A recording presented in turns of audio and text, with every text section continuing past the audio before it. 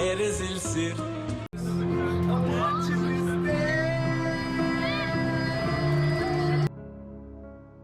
እመኑ ጥራይ ብዛዕባ ናይ ክርስቲያኖ ሮናልዶ ብዙሕ ዘይትፈልጥዎ ነገር ኣሎ። ኣብ ናይ ሎማዓንቲ ቪድዮ እውን ፈፂምኩም ብዛዕባ ሮናልዶ ዘይትፈልጥዎ መገረምትን ንምእማን ዝኸብዱን ተጓንፎ ሒዘልኩም መፅእ ኣለኹ። ብፍላይ ድማ እቲ ቀዳማይን ካልኣይን ፈፂምኩም ዘይትግምትዎ ነገር እዩ። ኣቐዲመ ግና ሰላምታይ ኣብ ዘለኹም መብፃሕኩም እናበልኩ እዚ ቪድዮ ናብ ኩሉ ይሰደለይ ስለዘየሎ ላይክን ሸርን ብምባል ናብ ኩሉ ንኽሰደለይ ደገፍኩም ኣይፈለይን እናበልኩ ናብቲ መደብ ከብለኩም። ክንደይኩም ትኾኑ ብዛዕባ ናይ ሮናልዶ ናይ ገዛ ቁልዕነቱ ትፈልጡ? ገና ሕማቕን ጽቡቕን ኣብ ዘይፈለየሉ ገዛ ቁልዕነቱ እንከሎ ኣብ ቤት ትምህርቲ ኣትዩ ኣብ ልዕሊ መምህሩ ወንበር ገይሩ ብምህራም ካብ ቤት ትምህርቲ ክስጎግ ኪሉ እዩ። ኢሉ እውን ነዚ ዝገበረሉ ምኽንያት ድማ እዚ መምህር ንሮናልዶ ክብሪ ስለዘይሃቦን ንሮናልዶ ሕማቕ ፀርፈ ስዒብሉ ስለዝነበረን እዩ። ኣዲኡ ማርያ እውን ተፀዊዓ ወዳ በቲ መሸገሪ ጠባይ ምስኦም ከም ዘይቀፅልን ካብ ቤት ትምህርቲ ከም ተሰጎን ክዛረብዋ ኪሎም እዮም። ቀፂሉ ግን ዝተጓንፎ ንናይ ሮናልዶ ህይወት ንሓዋሩ ለዊጥዎ እዩ። ሮናልዶ ናይ ኩዕሶ ፍቕሪ እምበር ናይ ምህሮ ድሌት ከም ዘይብሉ ተዓዘበት ኣዲኡ ድማ ናብ ካልእ ቤት ትምህርቲ ኣብ ክንዲ ምእታው ነቲ ናይ ወዳ ድሌት ክተማልእ ክትብል ምህሮ ገዲፉ ሙሉእ ኣቓልቡ ኣብ ኩዕሶ ንኽገብር ፍቓዳ ሂባቶ እያ። ኢሉ እውን ናይ ሮናልዶ ኣደ ማርያ ከምዚ ዓይነት ውሳነ ተዘይትውስን ነይራ ምናልባሽ እውን CR7 ዝበሃል ተፃዋቲ ኩዕሶ ዘይክንርኢ ንኽእል ነርና። እቲ ታሽዓይ ሮናልዶ ብ11 ሚልዮን ዶላር መንነታ ክትሓብእ ዝገበራ ጓል ነይራቶ እያ። ብናይ ኤሮፓ ኣቆፃፅራ ኣብ 2010 ሮናልዶ ምስ ኣይሬን ሼት ተባሃለት ሩስያዊት ሞዴል ናይ ፍቕሪ ርክብ ከም ዝጀመረ ዕላው ይገብር። ቀፂሉ እውን ወላ ሓደ ብዘይተፀበየ መልክዑ ብሃንደበት ኣብ ናይ ፌስቡክ ገጽ ናይ ወዲ ተባዕታይ ኣቦ ኮይነ ኣለኹ ብምባል ፖስት ክገብር ኪሉ እዩ። ኣብቲ ሰዓት እውን እቶም መሓዙትን ወለዱን እታ ኣፍቃሪቱ ጥንስቲ ከም ዘይነበረት ስለ ዝፈልጡ ናይ ፌስቡክ ኣካውንቱ ሃክ ተገይሩ ዝኸውን ኢሎም ዋላ እኳ ተሓሰቡ። ሮናልዶ ግና ሓቂ ከም ዝኾነ ገሊጹሎም እዩ። እቲ ኩነታት ድማ ከምዚ እዩ ነይሩ። ሮናልዶ ናብ ሪያል ማድሪድ ቅድሚ ምኻዱ ሓደ ዓመት ኣቐድም ኣቢሉ ምስ ናይ ማንቸስተር ዩናይትድ መሳርሕቱ ንምዝንጋዕ ናብ ኣሜሪካ ምርሕ። ኣብኡ እውን ኣብ ሓደ ምሸት ናብ ሬስቶራንት ይኣትው እሞ ኣብኡ እውን ናብ ሓንቲ ዌተር ዓይኑ ይገብር። ኣብዚ ከይቋረፀ እውን ንግዚኡ ነዛ ጓል ቴሌፎን ቁፅሪ ሂቡ ኣኸይድ። ካብዚ ስዒቡን ዘሎ ነገር ድማ ንምግማት ከቢድ ኣይኮነን። ካብዚ እንዳሕር እውን ነዚኣ ጓል ተመሊሱ ዝረኽባ ኣይመሰሎን ነይሩ። ኮይኑ ግና ድሕሪ ወራሕቲ ብዝበፅሖ ናይ ቴሌፎን ፃውዒት ጥንስቲ ከም ዘላ ክፈልጥ ኪሉ እዩ። እዚ እውን ኣብቲ ናይ ማሕበረሰብ ተቐባልነቱ ፀገም ንከይፈጥረሉ ነዚ ነገር ብምስጢር ንክሕ ዘውስን። ካብዚ ተላዒሉ እውን ነዛ ጓል 11 ሚልዮን ዶላር ብምሃብ ነዚ ኩነታት ከም ምስጢር ጌራ ንክትሕዞን ንዕኡ እውን ናይ መዕበያ መሰል ንክህልዎ ጌራ ትህቦ። ስዒቡ እውን ኣብዚ ሕጂ ግዜ ዘሎ ናይቲ በኹሪ ወዱ ሮናልዶ ጁኒየር ኣዲኡ መን ከም ዝኾነ ተሓቢኡ ተሪፉ እዩ። ኮይኑ ግና ክንደይኩም ትኾኑ ሮናልዶ ን5 ዓመት ዝኣክል ኣብ ቤት ማሕቡስ ክጸንሕ ከም ዝኽኣለ ትፈልጡ?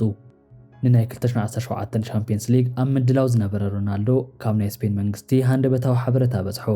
እቲ ጉዳይ እውን ሮናልዶ ምስ ሪያል ማድሪድ ንሓዊሱ ካብ ዝተፈላለዩ ትካላት ዝረኸቦም ካብ 17 ሚልዮን ዶላር ንላዕሊ ካብ ናይ ስፔን መንግስቲ ኣፍልጦ ወፃእ ናይ ታክሲ ምትላል ክገብር ይተሓዝ።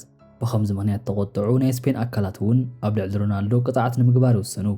እቲ ቅፅዓት እውን ናይ 5 ዓመት ማእሰርቲ ወይ እውን ካብቲ ማእሰርቲ ንምህዳም 28 ሚልዮን ዶላር ክፍሊት ንኽገብር ይእዘዝ። ካብ ዝተላዕለ ድማ ገንዘብ እንተሎ ኣብ ሰማይ መገዲ ኣሎ ከም ዝበሃል ሮናልዶ እውን ብዘይገለ ምምንታ 28 ሚልዮን ዶላር ብቐጥታ ብምኽፋል ካብ ናይ 5 ዓመት ናይ ማእሰርቲ ቅፅዓት ክድሕን ኪሉ እዩ። ኮይኑ ግና ሕጂ ንሪኦ ዘለና ሰብ ንሮናልዶ ክብል መስዋእቲ ተዘይገብር ነይሩ ምናልባሽ ክርስቲያኖ ሮናልዶ ዝበሃል ተፃዋቲ ኩዕሶ እግሪ ዘይክንርኢ ንኽእል ነርና። ዋላ እኳ ሮናልዶ ካብቶም ድኻ ዝበሃሉ ቤተሰብ ዝመፀ እንትኾነ ኣብዚ ሕጂ ደረጃ ንክበፅሕ ግና በቲ ናይ ኩዕሶ እግሪ ብቕዓቱን በቲ መታዓቢቱ ኣልበርትን ምኽንያት እዩ ነይሩ። ሮናልዶ ምስ ኣልበርት ሓቢሮም ዝዓበዩን ካብቲ ምሕዝነቶም ዝሓለፈ እውን ልክዕ ከም ሓት ተሓላለዩን ኢሉ እውን ንመጻኢ ዝኾነ ናይ ፕሮፌሽናልነት ተፃዋቲ ንምዃን ድሌት ካብ ዝነበሮም መታዓቢት መንጎዮም ነይሮም። ቀፂሉ እውን ሓደ መዓልቲ ነዚ ሕልሞም ከሳኽዐሎም ዝኽእል ሓደ ዕድል ይቐርበሎም። እቲ ዕድል እውን ንትሕቲ 18 ዓመት ናይ ሻምፒዮንሺፕ ውድድር መልመልቲ ስፖርቲንግ ዝመፅሉ ሰዓት እንትኾን ክልቲኦም መሓዙት እውን ኣጥቢቖም ዝምነይዎ ዓብዪ ዕድል እዩ ነይሩ። ኮይኑ ግና እዚ ዕድል ኣብ ናይ ሻምፒዮንሺፕ ፀወታ ጽቡቕ ዝኾነ ምንቅስቓስ ዘረኣየ ንሓደ ተፃዋታይ ጥራይ ነይሩ። እቲ ፀወታ ድሕሪ ምፍላም እውን ሮናልዶ ነታ ናይ ፈለማ ጎል ይቁፅር። ቀፂሉ ድማ ኣልበርት ንርእሱ እታ ናይ ፈለማ ነቲ ክለቡ ድማ መበል ካልኣይ ጎል ኣቁፂሩ እዩ። ኣብዚ እውን ክልቲኦም ተፃወቲ ካብቶም ካልኦት ተፃወቲ ዝሓሹ ኮይኖም ክሳብ ናይ ፀወታ መጨረሻ ክኸዱ ኪሎም እዮም። ኣብቲ ናይ መጨረሻ ደቂቕ ግና ኣልበርት ንጹህ ዝኾነ ናይ ጎል ምእታው ዕድል ይረክብ። ኮይኑ ግና ኣብዚ ሰዓት ኣብ ክንዲ ንሱ ዝጥቀመሉ ንሮናልዶ ኣቐዲሙ ብምሃብ እቲ ኩዕሶ ናብ ሮናልዶ ብምስዳድ ሮናልዶ ነታ ሳልሰይቲ ጎል ከቁፅር ገይርዎ እዩ። ኣብዚ እውን ሮናልዶ ኣብቲ ፀወታ ማን ኦፍ ዘ ማች ኮይኑ ናይ ስፖርቲንግ ሪቨርድ ሕሩይ ንምዃን በቂዑ እዩ። ድሕሪ እቲ ፀወታ እውን ኣልበርት ንምንታይ እቲ ዓብዪ ዕድልካ ኣሕሊፍካ ሂብካዮ ተባሂሉ እንትሕተት እዚ ትሪእዎ ዘለኹም መሓዛይ ካባይ ንላዕሊ ኣብ ዓብዪ ደረጃ በፂሑ ስለተረኣዩኒ ክብል መሊሱ እዩ።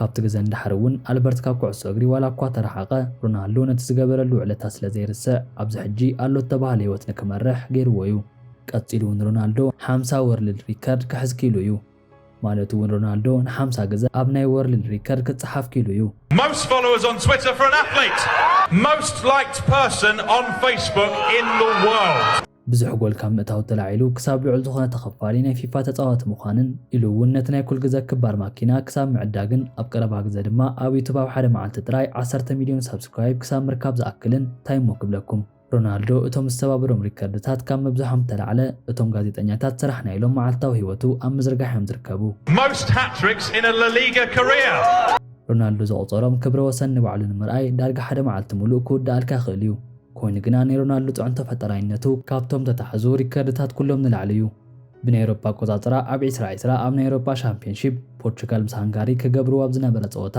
ኣቐዲሙ ሮናልዶ ኣብ ፕረስ ኮንፈረንስ ብምቕራብ ርእይቶ ኢሉ እውን ሕቶታት ንኽቕበል ተገይሩ እዩ ቀፂሉ እውን ናብቲ ተዳለወሉ ቦታ ከይዱ ኮፍ ምስ በለ ኣብ ቅድሚኡ ዝነበረ ናይ ኮካ መስተ ልዒሉ ኣብ ክንዶኦም ማይ ከገብር ተራእዩ እዩ እሞዳ ሮናልዶ ነዚያ ን4 ሴኮንድ ዝገበራ ተግባሩ ናይ ኮካ ካምፓኒ ሪዎ ካብ ዘይፈልጥ ንላዕሊ ኪሳራ ኣብፂሕሉ እዩ እዚ ተግባሩ እውን ናይ ኮካ ትካል 4 ቢልዮን ዶላር ዘዕነወ እንትኾን ብሓፈሻ ድማ እቲ ናይ ሼር መጠኑ ብልዑል ኩነታት ክወርድ ገይርዎ እዩ እሞዳ ዝተጓንፎ ናይ ክርስቲያኖ ጽዕንቶ ፈጠራይነቱ ክሳብ ክንደይ ናይ ዝኣክል ከም ዝኾነ ከርኢ ኪሉ እዩ ንምዃኑ ግን ምስ ስሙ ብዛዕባ ዝፅዋዕ ናይ ቁፅሪ ምልክት ታሪክ ትፈልጡ ዶ ትኾኑ Number 7 is a mythic number in this club.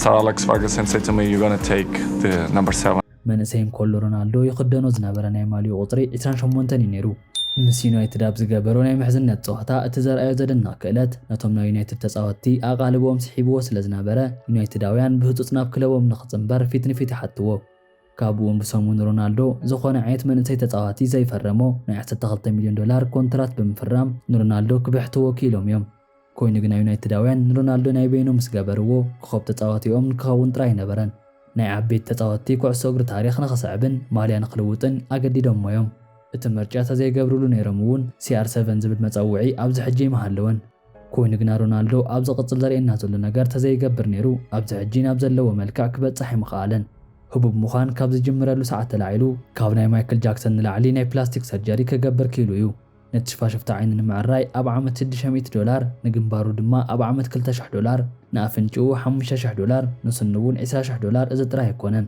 ፀጉሩ ከይተረፈ ኣትኪሉ እዩ ናይ ሮናልዶ ለውጢ ኣዝዩ ቅልጡፍ እዩ ነይሩ ኣብዚ ሕጂ ድማ ኣዝዩ ምልኩዕ ካብ ምዃኑ ተላዕለ ነቶም ሕማቓት ናይ ክለቡ ተፃወትቲ ክፃረፍ ጀሚሩ እዩ ቀፂሉ ዝዛረበኩም ግና ኣዝዩ መስደመም እዩ ሮናልዶ ኣብ መዓልቲ ን6 ግዜ ዝኣክል ከም ዝድቅስ ትፈልጡ ዶ እዚ ብፅንኩር ስራሕ ዝፍለጥ ሮናልዶ ከመይ ኢሉ ከም ክኸውን ትብሉ ሮናልዶ ግና ነዚ ዝገበረሉ ምክንያት ንኣካሉ እኹል ዝኾነ ዕረፍቲ ንክህቦ ዝሕግዞ እንትኾን ኣብ መዓልቲ ውሽጢ ን5 ግዜ ኖርማል ናይ 20 ደቂቕ ናፕ ምግባርን ኣብ ምሸት ድማ ን8 ሰዓት ዝኣክል እዩ ዝድቅስ ኣብ ሓደ እዋን ድማ ኣብ ናይ ልምምድ ቦታ ነዊሕ ስልጠና ኣብ ዝገበረሉ ሰዓት ንመደቀሲ ዝኾን ኖይዝ ካንስሊንግ ዝበሃል መደቀሲ ዓራት ንክስራሓሉ ሓቲቱ ነይሩ እዩ ቀጽል ኣቢለ ድማ ሮናልዶ ተፃዋቲ ኩዕሶ እግሪ ተዘይኸውን እንታይ ዝኸውን መስለኩም ንምእማን ዘጸግም ኩነታት ደራፊ ክኸውን ነይሩ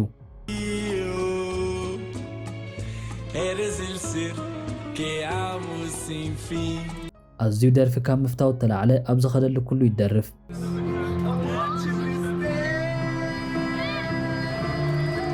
ወላ እኳ ምስኒ ሊል ዋይን ያንግ ማይን ዝኣመሰሉ ራፐራት ተተራእየ በብመዓልቱ ዝሰምዖም ደርፍታት ግና ካብዚኣቶም ደረፍቲ ተፈለዩ ነይሩ ናይ ብራዚልን ናይ ፖርቹጋል ደርፍታት ኣዝዩ ካብ ምፍታው ተላዕለ ብዘይ ንሳቶም ዝንቀሳቐስ እውን ኣይመስልን ኢሉ እውን ምድራፍን ምስማዕን ጥራይ ነበረን ናደነሰ እውን ኣዝዩ ዝዘናጋዕ